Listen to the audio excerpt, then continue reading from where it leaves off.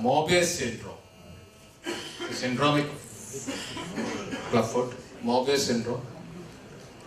So just take a look at your findings. You think it has been operated? Obvious things from there. There is a clubfoot deformity. 5-year-old. 5-year-old child. Clubfoot deformity on the right side with scar mark on the medial aspect of the foot, as well as on the posteromedial aspect of the lower leg, healed by primary intention. Probably they are surgical scar.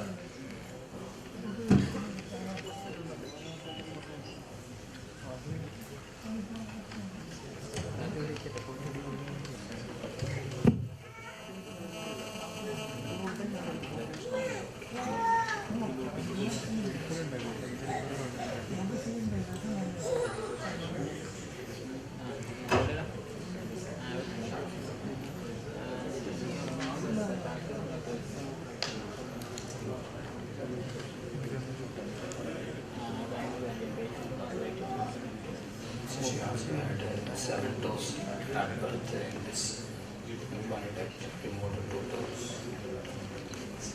Can you keep talking?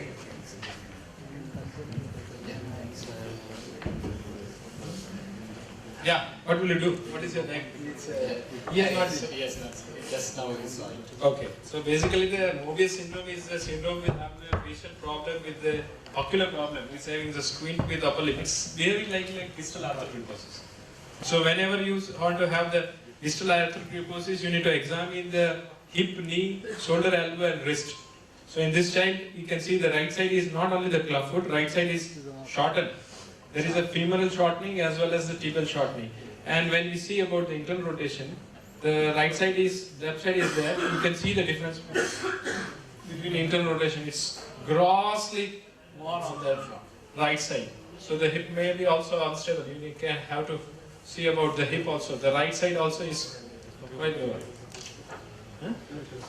Not telescopic. Possible to have it, but it's having with hypoplasia also. That's okay. Abduction is. Again, remember this. Unilateral abduction has more relevance. Bilateral restriction of abduction is not specific for TDH. Huh?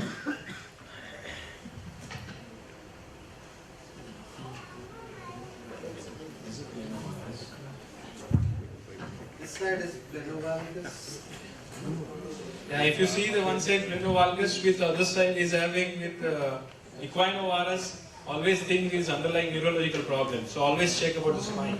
Mobius syndrome, clubfoot correction is one of the most difficult things to do. Just doesn't get corrected. It's like arthrogryposis. You can keep trying, you can do one city, you can do what you want, it will come back. Hips radiologically examined. Yeah, and one more, this one is a skew foot. Actually, there is a hindfoot valgus. This classical of the skew foot, there is a forefoot adduction. The key to, I'll just demonstrate. See this foot? There is forefoot adduction. So you see that? That seems like varus. But there will be no, there is no, the here is in valgus. Can you see that? And when you check for the equinus, there is no equinus. That's a skew foot. Okay? So, forefoot adduction, hindfoot valgus, no equinus. That's a Z foot or a skew foot?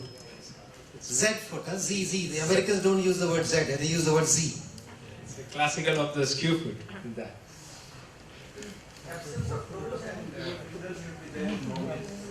So not always. Not always. Not always would be there in this. The more popularly have the facial problem. With the distal facial and ocular. Okay, and another for the management point of view in the clubfoot, it is very. I was checking for hypertelorism. Just wanted to demonstrate that it is not there visibly. It's not there. The way to check for that is you look at the palpebral fissure and measure from the medial canthus to the lateral palpebral fissure. Just there. That distance will be precisely the same as the distance between these two eyes here. No, exactly the same. So you can measure it, and if it is the same, there is no hypertelorism. If the distance is wider than the palpebral fascia, there is hypertelorism. So when you want to look at syndromic children, there is wide set eyes. Those are all part of syndromes, no?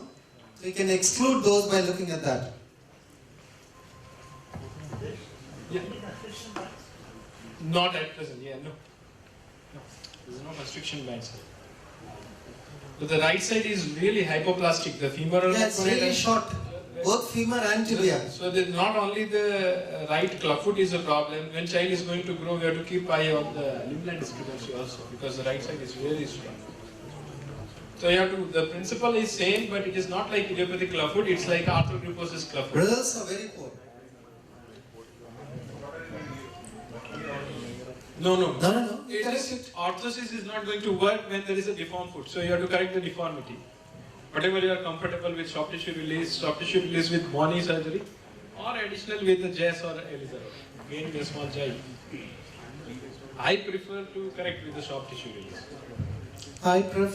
These days I prefer Jess. Anything which requires recurrent surgeries, because even with Jess, you will need a repeat Jess later on as the child grows older. So I prefer to use closed procedures, Jess definitely, differential distraction in most of these cases. Yeah, because the more you use an open surgical intervention, the more the chances stiffer it gets. the feet will get stiffer. So at the end of it, you want the deformity to be corrected. Not only you want a plantigrade foot, but you want a supple foot. Thank you.